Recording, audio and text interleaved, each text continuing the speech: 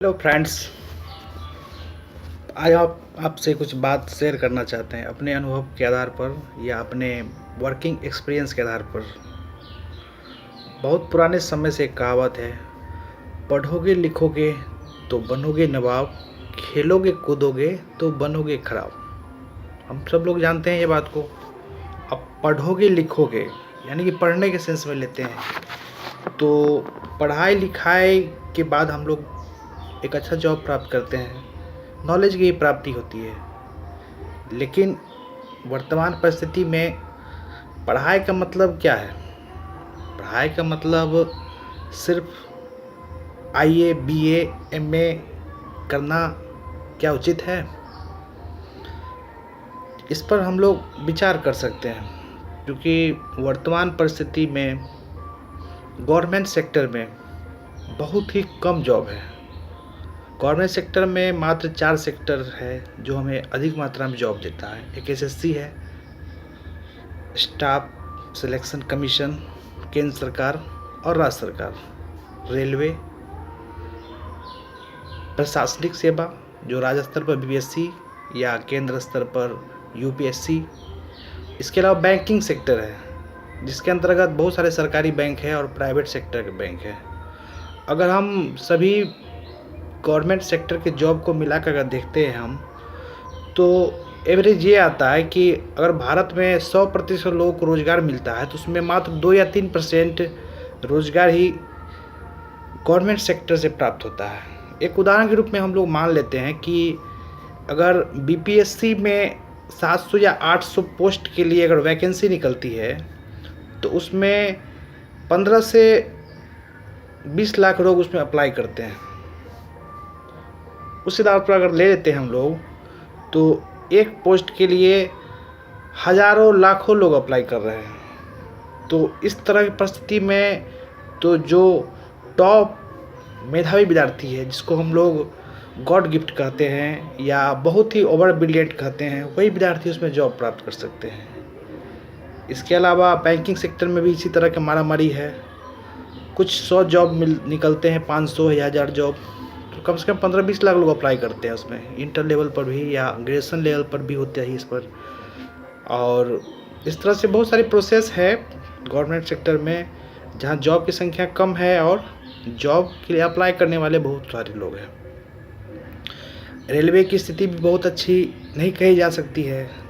उसके बारे में एक आम अनुभव है कि अगर आज रेलवे का कोई वैकेंसी का नोटिफिकेशन आता है तो उसका पीटी मेंस इंटरव्यू और जॉब का अपॉइंटमेंट लेटर आते आते लगभग 5 से 6 साल लग जाते हैं। अगर हम एक ग्रेजुएट विद्यार्थी को मानते हैं, इंटर 15 साल अप्रोक्स माना जाता है और ग्रेजुएट होते होते 21 से 22 साल एज लग जाता है विद्यार्थी को। उसके साथ अगर रेलवे की तैयारी करता है, कोई मेधावी विद्यार्थी भी है, तो वो 28-29 साल होते होते वो अगर जॉब नहीं भी प्राप्त करता है तो उसका एज 27-28 साल हो जाता है। अब इस एज में उसके पास परिवार की रिस्पॉन्सिबिलिटी आ जाती है। जैसे कि मान लीजिए माता पिता चाहते हैं कि बच्चा मेरा कमाए, कुछ पैसा कमाए, परिवार को संभाले, या उसके शादी विवाह के प्रति भी लोग इच्छुक हो जाते हैं। मैं यहाँ लड़का के सेंस में नहीं बोल रहा हूँ, मैं यहाँ लड़का लड़की दोनों के सेंस में बोल रहा हूँ, क्योंकि वर्तमान समय में कोई भी भेदभाव की भावना नहीं है।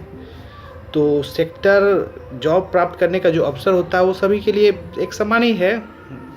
लेकिन लड़कों के प्रति जिम्मेदारी लड़का लड़की दोनों को एक 26, 27, 28 साल होते होते अगर वो एक अच्छा जॉब सेट नहीं कर पाता है, अपने पैरों पर खड़ा नहीं हो पाता है, तो परिवार की प्रति जो है उनकी जिम्मेदारी बढ़ जाती है। तो यहाँ हम ये कहना चाहते हैं कि इस सारी बातों का एक ही मतलब निकलता है कि हम ऐसा कौन सा कोर्स करें जिसके बाद हमें निश्चित रूप से जॉब की प्राप्ति हो ही। मैं यहाँ गवर्नमेंट सेक्टर से संबंधित ही नहीं बोल रहा हूँ। आमतौर पर हमारे जो भी एरिया है वहाँ इंटर करने के बाद नॉर्मल बीए की पढ़ाई की जाती है। बैचलर से आर्ट से ग्रेजुएशन किया जाता है, या कॉमर्स से या साइंस से। एक परंपरागत व्यवस्था जो चली आ रही है। लेकिन इस तरह की व्यवस्था में हम लोग सिर्फ स्नातक होते हैं और गवर्नमेंट के लिए सिर्फ एप्लीकेबल होते हैं। एसएससी में फॉर्म भर सकते हैं, रेलवे में फॉर्म भर सकते हैं, बीपीएससी में फॉर्म भर सकते हैं, रेलवे में फॉर्म भर सकते हैं, बैंकिंग सेक्टर में भी फॉर्म भरा जा सकता है। लेकिन सिर्फ फॉर्म भरना ही तो आपका समाधान नहीं ना है। वहाँ 500 जॉब है, और 20 लाख आदमी अप्लाई कर रहे हैं। तो 20 लाख आदमी अप्लाई कर रहे हैं तो 19,99,500 आदमी को जॉब नहीं मिलेगा उसमें। तो इस परिस्थिति में हम क्या करें? ऐसा कौन सारा कोर्स करें जिससे हमें एक निश्चित रूप से जॉब प्राप्त हो जाए? तो वर्तमान परिस्थिति में बहुत सारे ऐसे सेक्टर हैं जहां हम जॉब प्राप्त कर सकते हैं, या ऐसा कोर्स कर जिसके बाद हमारी जॉब पाने का जो परसेंटेज है, संभावना है, वो बढ़ जाती है। जैसे पहले समय में हम लोग 3 ही सेक्टर मुख्य रूप से जानते थे। एक प्रशासनिक सेवा जिसे IAS, IPS, IFS कहा जाता है। दूसरा सेक्टर इंजीनियर को कहा जाता था। तीसरा मेडिकल यानी डॉक्टर कहा जाता था। लेकिन अभी ऐसे बहुत सारे कोर्स हैं, बहुत सारे कोर्स के बाद जॉब है जहां इन तीनों IAS, इंजीनियर और डॉक्टर से ज़्यादा सैलरी मिलती है। उदाहरण के रूप में हम बताना चाहेंगे यहाँ पर कि BBA, bachelor of business administration, एक ग्रेजुएट लेवल का एक कोर्स है, और इसी का पोस्ट ग्रेजुएट लेवल पर MBA कोर्स है।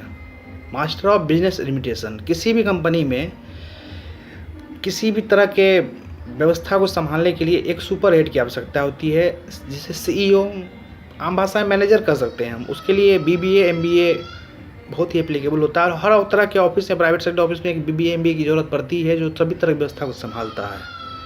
और एक अच्छी कंपनी में 50,000 से स्टार्टिंग होती है इसकी सैलरी, और वो आपके काम करने की क्षमता और उस कंपनी का क्या मार्केट में स्थिति है, आर्थिक स्थिति, उसके आधार पर तय होता है। लेकिन BBA, MBA आपको अक्सर कोई ना कोई अच्छा जॉब लग ही जाता है, 40,000, 50,000, 60,000 इस तरह का सैलरी में। इसके अलावा एक कोर्स है जो कंप्यूटर से संबंधित टेक्निकल कोर्स जिसे कह सकते हैं हम लोग, जिसके बाद आपको कंप्यूटर की ग्रेजुएट लेवल का डिग्री मिल जाएगा, पोस्ट ग्रेजुएट लेवल का मिल जाएगा, और अपना बहुत सारा काम भी कर सकते हैं। अगर नौकरी भी नहीं मिलती है तो आप कंप्यूटर का कोई भी ठीक ठाक कर सकते हैं, या एक अच्छे कंपनी में आप उस तरह के बहुत सारे जॉब को प्राप्त कर सकते हैं। तो BCA, bachelor of computer application, ये भी एक अच्छा कोर्स है, जिसको पोस्ट ग्रेजुएट लेवल पर MCA कोर्स भी इसको कहा जाता है। इसकी इसी लेवल में MCA कोर्स भी है। और इसके बाद हम लोग BSc IT यानी कि इंफॉर्मेशन टेक्नोलॉजी में BSc करना, ये भी एक पैरेलल है, BCA के बराबर ही है। जो से दोनों दो अलग अलग तरह कोर्स है, लेकिन दोनों कंप्यूटर में ही स्नातक की डिग्री देती है, और उसके अलावा आपके जॉब पाने की संभावना बढ़ जाती है। हम लोग जानते हैं कि सॉफ्टवेयर की दुनिया में भारत नंबर 1 है, हार्डवेयर की दुनिया में चाइना नंबर 1 है। सॉफ्टवेयर क्या है? कंप्यूटर प्रोग्राम, एप्लीकेशन, और इसमें सबसे ज़्यादा ब्रेन अगर वर्ल्ड में है किसी एक देश के पास तो वो भारत है, और उसके लिए इसी तरह की कोर्स की आवश्यकता पड़ती है, जहाँ BCA, MCA, BSc IT, उसके बाद कुछ डिप्लोमा के कोर्स भी हैं जिसे हम कहते हैं PGDCA, जो 2 साल 3 साल इस तरह के कोर्स भी है। इस तरह के कोर्स करने के बाद आपके जॉब पाने की बहुत सारी संभावना है। बहुत सारे IT सेक्टर है, बहुत सारे सेक्टर हैं जिसमें आपको अच्छा जॉब मिल जाएगा इस सेक्टर के आधार पर, और 30,000, 40,000, 50,000 का लगभग इसमें जॉब फिक्स है मिलना आपको। इसके अलावा हम आते हैं जो मेडिसिन से संबंधित या नर्सिंग से संबंधित कुछ ऐसे कोर्स हैं। बहुत सारे लोग होते हैं जो गांव में रहते हैं तो वो बहुत सारे के पैरामेडिकल कोर्स करते हैं, जैसे कि आपको B फार्मेसी एक कोर्स है, बैचलर ऑफ फार्मेसी। इसके आधार पर आपके पास एक फार्मासिस्ट की डिग्री होती है, और किसी भी दवा दुकानदार को अपना दुकान का लाइसेंस लेने के लिए एक फार्मासिस्ट उसको असिस्टेंट के रूप में रखना पड़ता है।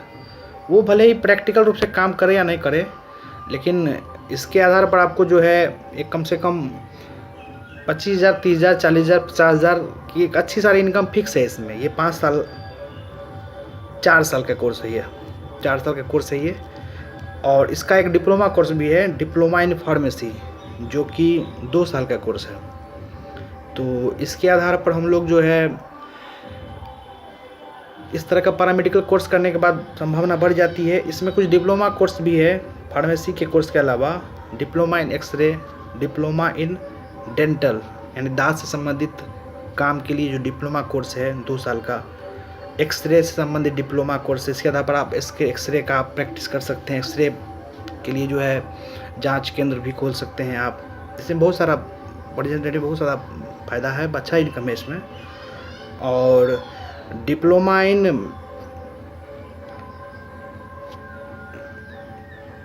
वेटनरी यानी पशु चिकित्सक में डिप्लोमा, ये भी 2 साल का कोर्स है, जिसके आधार पर एक बहुत सारा इनकम। हम लोग जान रहे हैं कि हमारा देश पशु प्रधान देश है, तो हमेशा माल मवेशी में कुछ ना कुछ समस्या होती है। कहीं दूध कमी होती है, कहीं बीमार होता है, कहीं उसके मल मूत्र में कोई समस्या होती है। बहुत सारी बातें होती है जो इसमें की जाती है, और इसमें एक अच्छा इनकम है। ग्रामीण स्तर पर भी कुछ कर सकते हैं हम लोग, और टाउन में तो एक बहुत अच्छा ऑप्शन है, सरकारी सेक्टर में भी, प्राइवेट सेक्टर में भी।